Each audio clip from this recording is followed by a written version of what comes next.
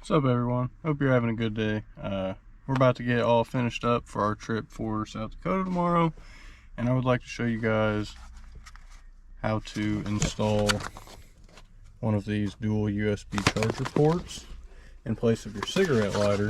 So let's be honest, most of us probably plug in an adapter there anyways to be able to charge our phones.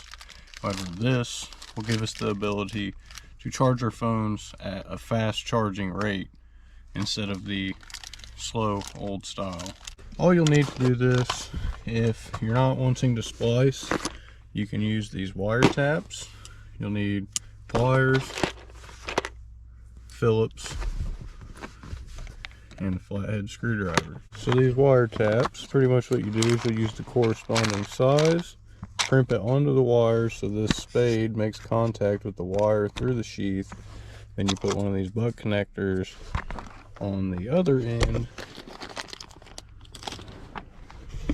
which, okay, there is one. I was about to say there should be a harness for this.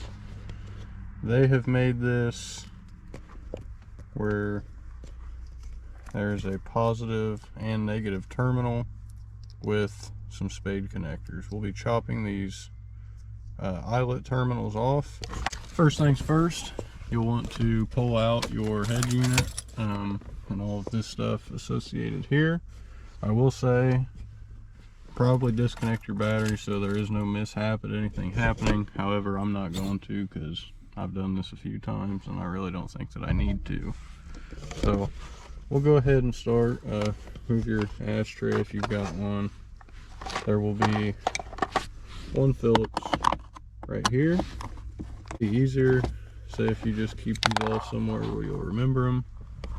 Up here you'll have two little finisher tabs. You'll pop them out from the inside with a flathead, and then you'll have two screws. I don't even have screws on mine because you don't always need them.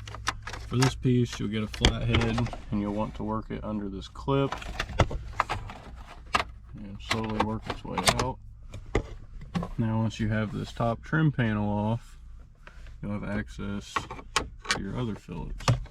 Only got one in here. I think I lost the other one.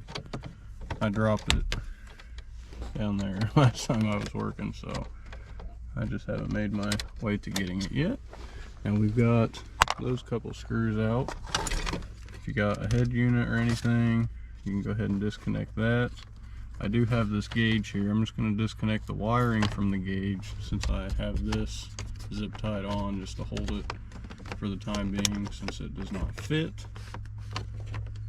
And then you can pop your whole head unit out. Now when you pull it out, you'll have this ground strap coming off the back of your head unit. It should go right back here to a spade connector and a threaded bolt. Just go ahead and pinch that and remove it.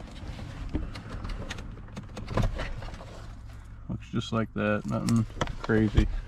If you have your stock head unit, make sure to pull your wiring off. There will be these two larger connections. Once you have them off, you'll have your clock down here, and after you have that, you may have your Bose stereo hooked in back here. There will be another connector. You just pull it out of the back of that unit. Since I seem to zip tie my temperature sensor wire on, I'm just going to leave this hanging off. Now that you have access down here, you will have a bolt here and one here, screw I guess for Phillips.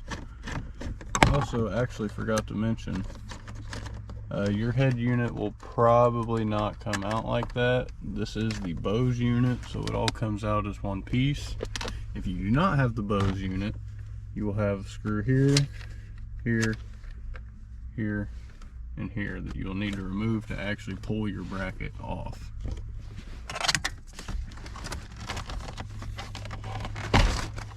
Now we'll just take our shift knob off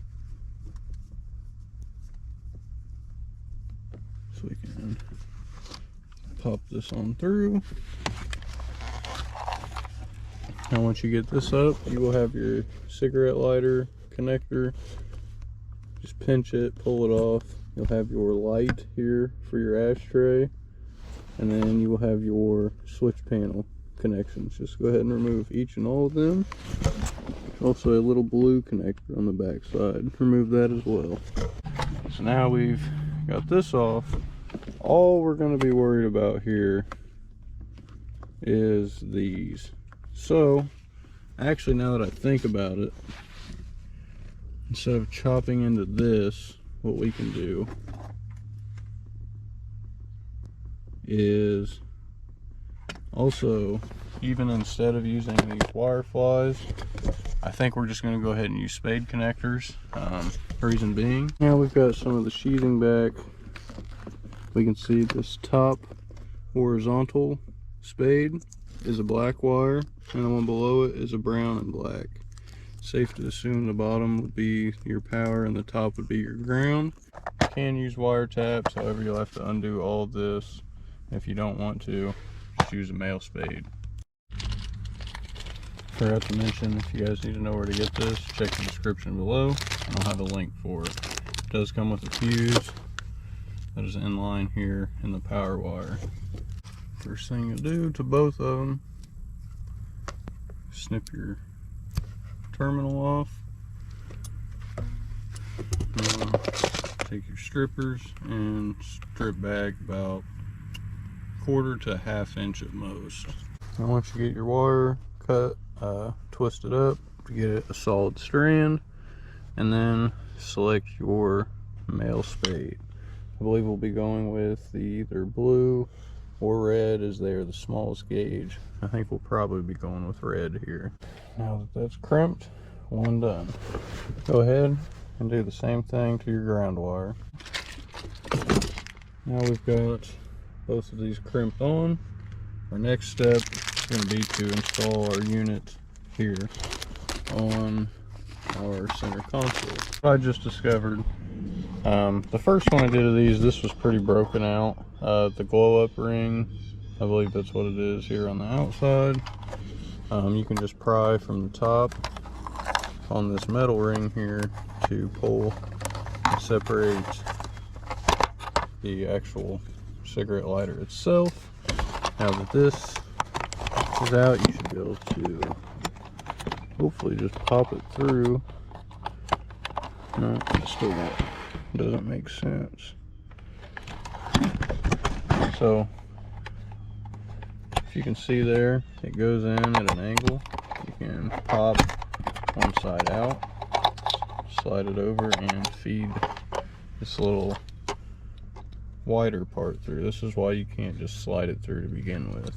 Alright, so when you have this unit, this little cover piece, just go ahead and take that off before you do anything. This bottom piece is just threaded, so it's very simple. Stretch this off.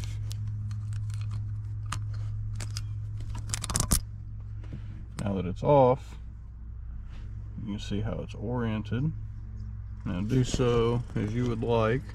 The volt meter should read left to right. Don't know what the problem is here.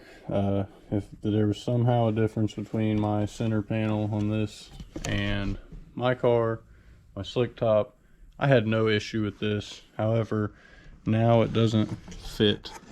It's pretty snug. Pretty much all I'm going to do here is I'm either going to take like sandpaper or like a drill or something. We're going to try to, you know, make this a little bit wider, just very, very slightly, so that way we can fit this through and tighten it up. So if you got a Dremel, it'll probably work better and be a lot easier. However, I've got this bit, and I just did circular motions around to grind a little bit of the plastic off. As you can see, these are all the shards. Nothing crazy, nothing heavy, nothing too forceful. You don't want to break it. However, now we've got it seated. I'm certain we don't need the bottom retainer. However, we're going to throw it on just to hook it up to have it there. Now we've got our little retainer on.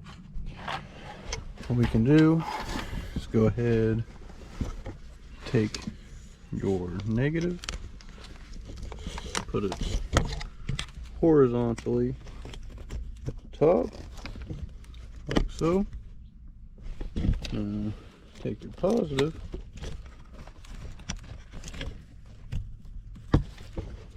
put it down here, like so. And on this, it should be labeled.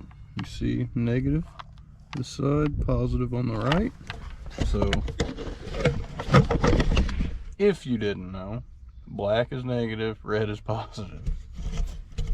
So just hook them up accordingly, and then you can go ahead and start working to put everything back together. Now for a little test, throw some power. As you can see, we've got battery voltage, and you now have USB 3.0 charging ports on both sides. So it's really as easy as that. Don't overthink it. Now next is to put all of these connections back. You've got your blue connection, your wide connection there. You have that for this up here, and you will not have to worry about plugging that in because we're already hooked up. When you reinstall this, make sure you get the little legs tucked back here, so that way the rear will stay down. I don't know, this is presumably that you have a manual. You can always move your shifter select back to move it and get some room. Pull back on each of these. Now tighten it down, even though it appears this bracket has absolutely no plastic to even tighten it to. So I guess prioritize this, this, and this. Then you can get to reinstalling your head unit. If it is just the bracket, you'll have your 4 bolts there. And don't forget to connect your ground back there. Now once you have your radio bezel back in place, you got your 2 bolts, or you got your 2 screws here, 2 screws here. You got your trim piece. You can go ahead and pop that back into place. Maybe.